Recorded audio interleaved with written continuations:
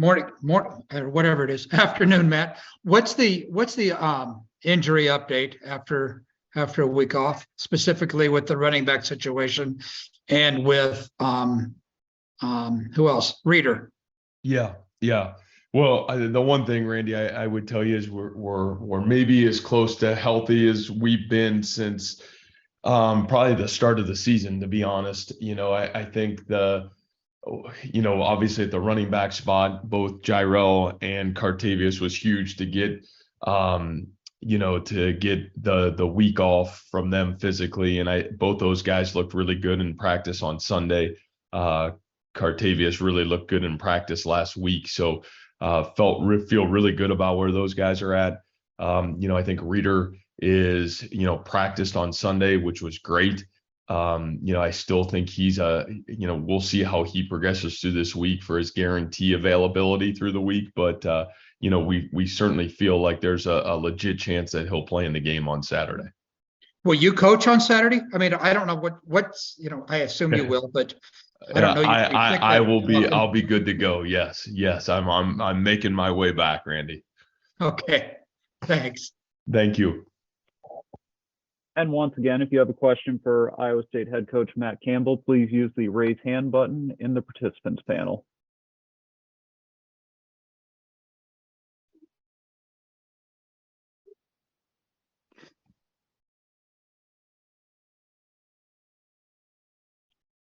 All right, Nick Osen, go ahead and unmute yourself and ask away.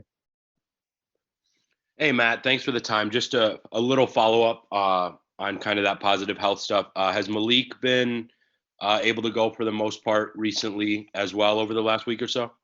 Yeah, that's a great question. He's probably the one guy that's still been questionable. I really tried to get through practice last week. I still would say he's probably more day-to-day right now. We haven't fully got him back to 100%. But I do think the last week did help him getting himself closer to getting back on the field. So obviously he's a guy that we all are really excited about and still, are looking for him to maybe make that last stride to being back to full strength. Absolutely. And then, just another one. I know we kind of touched on it in Austin, but it seemed like you guys found something, with that up-tempo play. What did that kind of show you, not only in, Hunter's kind of ability to make some of those big-time third and fourth down throws, but also look so comfortable and, kind of confident doing that in a tough environment?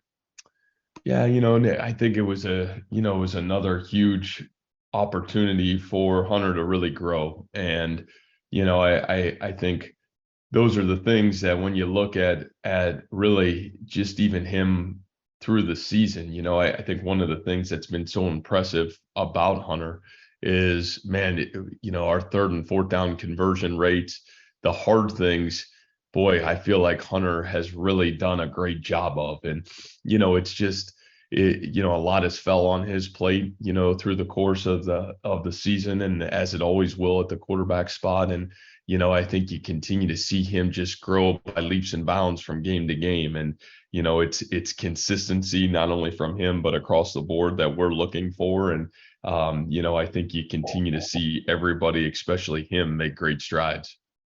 Thank you very much. Thank you.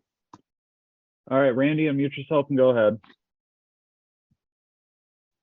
Hey, Matt, what role has the not having a totally 100% rushing game the last 4 games played in all those one-score games over the last month or so, over the last 4 games? Well, I think it certainly, it's played a role. To what extent it's hard to really know. I think when you look at us, we certainly want to be a balanced football team, and I think when you look at who we want to be and what we want to do, we certainly want to have the ability to be balanced. And at times, whether it's been how games have started or whether it's been, maybe with a lack of consistency in the rushing game, and primarily in the rusher, it's been a challenge at times. But I feel like, one of the things that for us is, we found a little bit of that, by committee at Texas. I thought that really helped us, and obviously Hunter helped us with his ability to run the ball at times. But I still think that if we're going to be the best version of ourselves this season, the consistency in the rushing game, especially when you look at us early, has proven to be key to our success. All right, Travis Hines, go ahead. Hey, Matt, you have talked, I think, at length over the years about your guys' self-evaluation process, and I'm imagining that was probably a little deeper with the bye week. So just curious on, what you guys were able to do over the week to kind of take stock of where you're at and how you want to get to where you're going. Yeah, I think it was huge for us. Obviously, we had 7 really good games to evaluate, and what are we doing well? Where are those margins for us that we need to continue to fill in, and what's the process for us to get there? And we really spent the first half of last week really in that process, which I think helped us. We did it on offense, defense, and special teams. And I think anytime you get a chance to do that, it gives you a little bit more clarity. And obviously a lot of that we'll keep in house as we continue to prepare for these last couple opponents. But I think the biggest thing for us is evaluation of who, number one, do we have the right players on the field? Number two, man, are we putting those guys in the right position to be successful? And and then if we're not, how do we make sure, whether it's schematically or personnel wise, do we make the changes we need to make moving forward? Was there anything that surprised you that maybe wasn't clear without having that time to sit down and evaluate that you don't see in the moment? Yeah, I think the biggest surprise, honestly, Travis, is like, I think the things that are hard is the things that you really want to work on, in the off season, third down conversions, third down getting off the field, fourth down conversions getting off the field.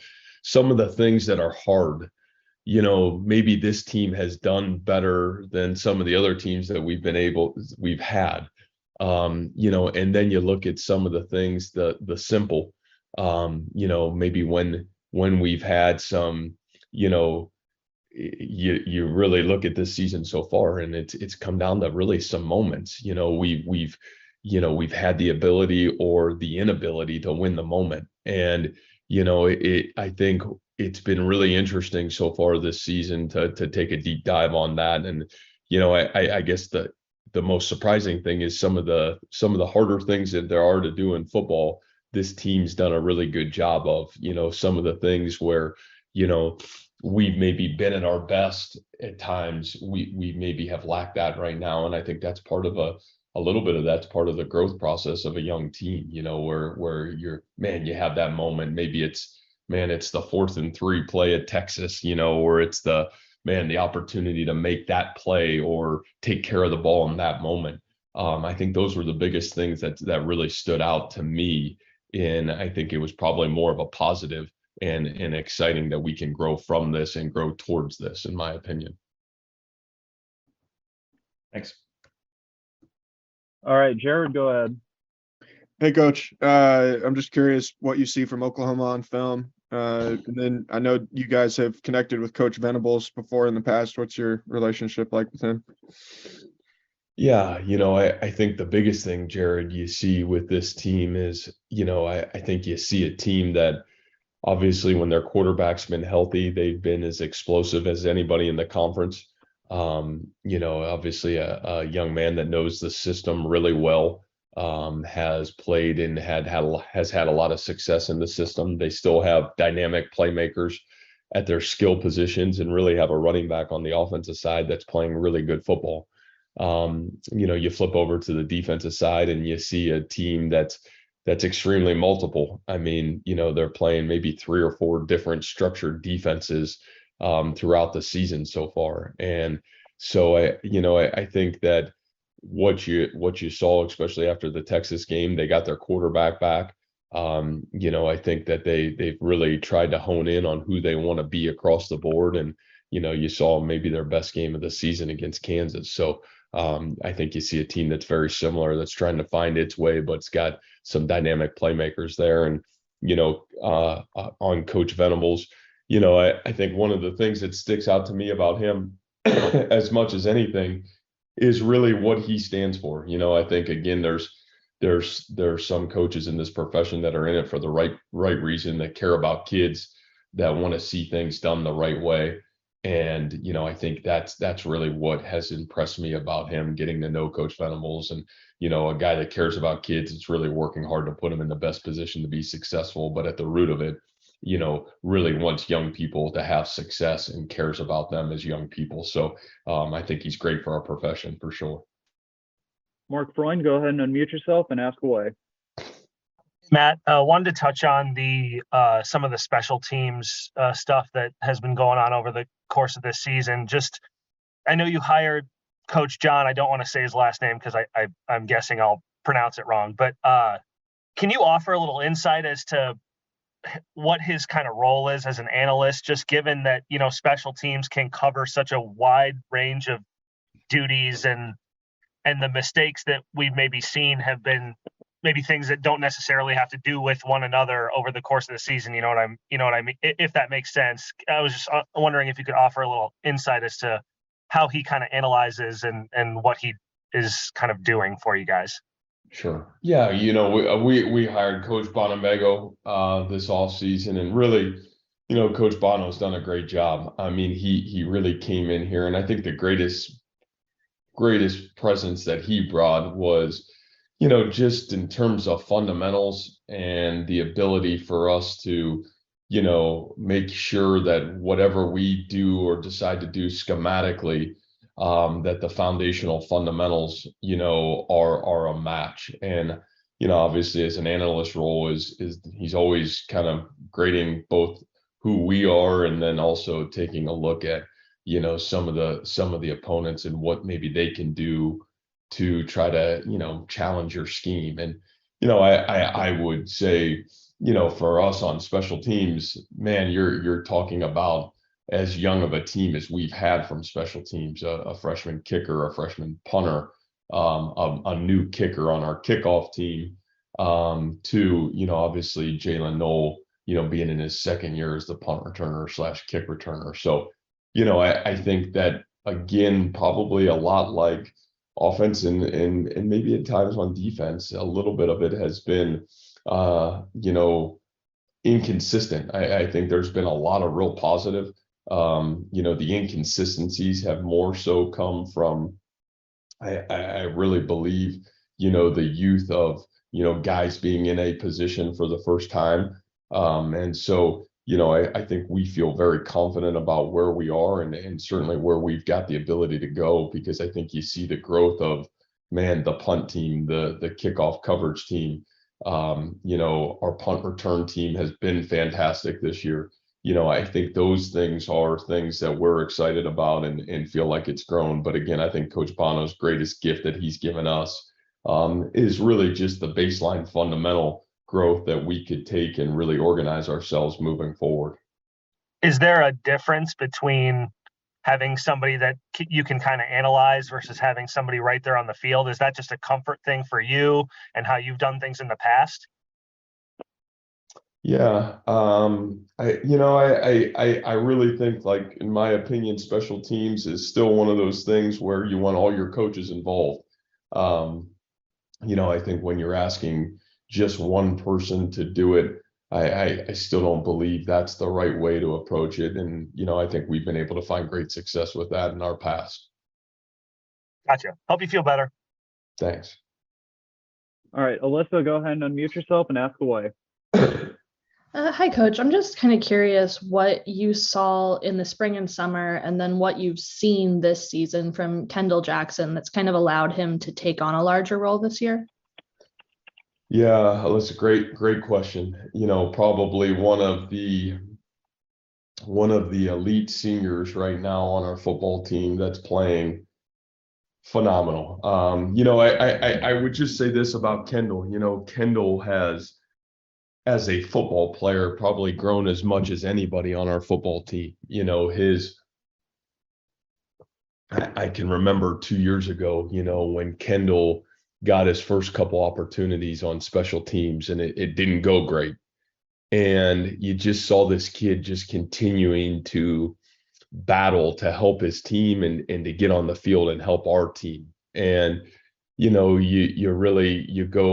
you fast forward then to last season and you go to the Clemson game, and Kendall is shoved into duty and really played a terrific football game. And so I really think Kendall's momentum has started, in that game, in the bowl game against Clemson, and really went to the all season. Kendall is as consistent of a performer and player on our program as anybody. And, I think what he's given this team is a team that has had inconsistencies this year. He's given great consistency. And obviously, man, we've had some tough luck with injuries at linebacker, and Kendall's consistency and the consistency of play has been phenomenal. And really the same thing on special teams, his consistency of play on our kickoff coverage team, on our punt team. He's really steadied the ship for this program and this team, and we're really proud of him. What he's been able to do, what does that model for, the younger walk-on guys on this team? Yeah, I think Alyssa, he's kind of continued to set the trend of guys that, whether it's walk on or whether it's scholarship, where, man, things maybe didn't start out real positive right away, that if you're willing to just continue to work on yourself and continue to work on your craft, that sooner or later you're going to have the opportunity to have great success. And, Kendall's really found that right now for this team. And, we've always said this: if your seniors can play their best football, your team's always got a chance to have great success. And our seniors in general are doing that. But most importantly, for a guy like Kendall, he's such a great demonstration of what we want our program to be about. Even though it didn't go great early, man, I always have the ability to right the ship, and he's certainly done that for this team. Thank you. Rob Gray, go ahead. Hi, Matt. Hope you get well. Wanted to kind of piggyback on that because you talked about the physical health getting a lot better in the bye week and working on a lot of things. How is the team just in terms of emotional health? Because 4 losses by 14 points can be tough, no matter how mentally strong you are. And how have you kind of navigated that with the guys? Because I know how much you want to be process driven rather than results driven. Yeah, I think that's always a challenge, Rob. I think that'll be something that, man, until we can get back on the field and play, we'll really know where that's at. But I think one of the things that I take great pride in this group and this team is, man, even as gut-wrenching as it was to get into that locker room after the game against Texas, I think the spirit and the soul of this team has been one of resiliency and the ability to create great momentum. And, I think one of the things that we talked about, in the bye week was, man, we're going to self-reflect. We're going to do everything in our power to fundamentally and physically get ourselves healthy. And then let's do a great job of creating great momentum for ourselves for the second half of this season. And, I think what I watched from our kids, they were fantastic through the bye week. I thought did a great job. I thought we had a great practice on Sunday, and I'm really excited to get back on the practice field today with our kids to kind of see where we're at. But I do think a little part of the mental health has to do with the physical health of this team too, because I would say it was probably as wore down and physically beaten as we've been, at the end of that game at Texas. So I think it came at a great time, and I think both of those have an opportunity to really rebound as we kind of get into this week. Thanks, Matt. Yeah, thank you. Scott Reister, go ahead. Hi, Coach. First, quickly, what is the Matt Campbell get well quick recipe for success for all those people that have colds out there? What are you doing to get ready for Saturday? Oh man, Scott, that's a great thing about me. I only need a little bit of sleep and I'll be ready to rock and roll. All right, have some chicken soup too. I was wondering if you guys feel any more urgency. I know everybody always is getting ready for every game, but especially because you got Oklahoma at home, 4 close losses, season kind of second half of the season. Is there any more pressure or urgency that you guys are feeling coming off a bye week really to make this kind of a must-win game? No, I think the urgency is, man, you've been so close, and you literally have been right there, pretty much every step of the way this season. And I think the urgency is the ability to get this thing to get over the hump and to make those plays in the moment. And I think that the only way to do it is continue to pound away at your craft, to continue to do everything in your power to, have a sense of urgency about being the best version of yourself in the moment. But I think those are growth patterns. And I think part of that is getting back to work. And I think that's one nice thing about the bye week, that it really allowed us to both as coaches and players self-reflect a little bit and really kind of give ourselves the opportunity with some excitement and energy to get back on the football field and start to prepare for a game this week. All right, our final question for Coach Campbell will come from Randy Peterson. Randy, unmute yourself and go ahead. Hi, Matt, me again. What are your thoughts on just on the Big 12 in general, and what your team has to do to reach its, whatever it is, sixth bowl game in a row? Yeah, geez, the Big 12 in general, man, I think, Randy, man, we probably have talked about this a lot, is top to bottom as good as it's been, and really competitive. And I think if we want to be a team that again gets back to winning football games with consistency, the biggest thing for us is as I've said, is the consistency of doing the things it takes to win football games. Obviously, man, it's taking care of the football on offense. It's getting off the field on third down or critical down situations on defense. And obviously it's playing with consistency on special teams. And man, the thing that's hard is when you look at it, we've done a lot of really good things. The hard part about it is the consistency of doing that within the game to win the game is where we have to be better. And what a great challenge for our group, and what a great challenge for our team. And, one that we certainly have the ability to overcome. And, that'll be, again, on display against a really good Oklahoma team this week. Thank you, Matt. All right. Thank you.